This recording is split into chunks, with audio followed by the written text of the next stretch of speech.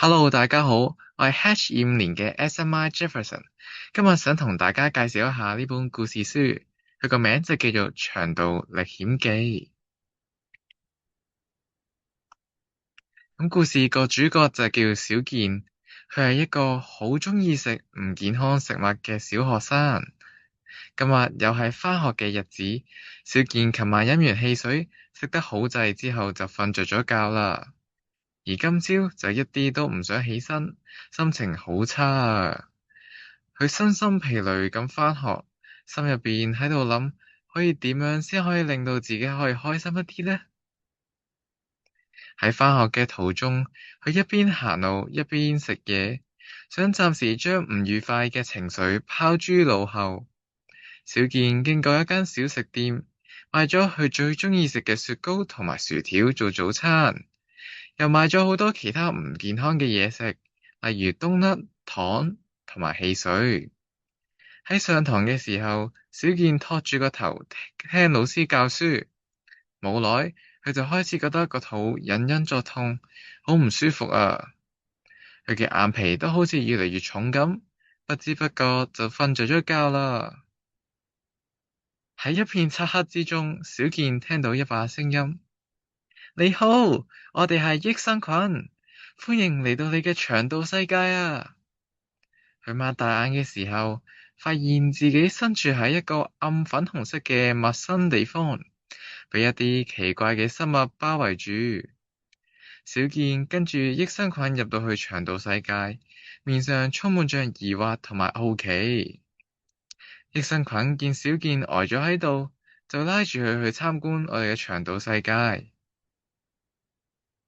哇！原來好細菌係會吸收蔬菜纖維入邊嘅能量，生產出閃靈靈嘅寶石出嚟。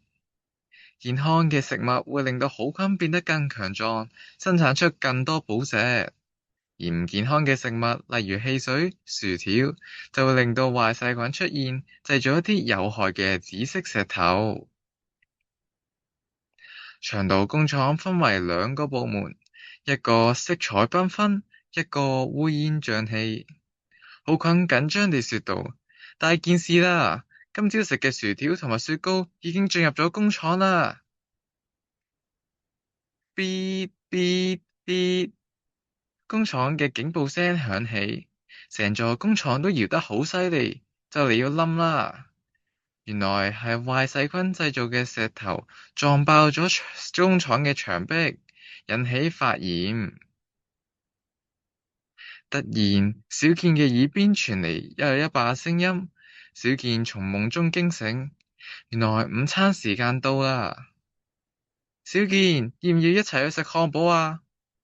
小健回想起夢中嘅情節，果斷地講唔要。於是小健同佢嘅同學就一如既往咁前往咗學校附近嘅餐廳。侍應一睇就認得出小健，熱情地向佢打招呼。小健，你今日都要漢堡包同埋蜜糖炸雞嗎？小健仔細望咗陣菜單，發現除咗平時食開嘅炸雞薯條，仲有健康午餐套餐。佢憶起夢中嘅情景，佢搖頭地講：我今日想轉下口味啊！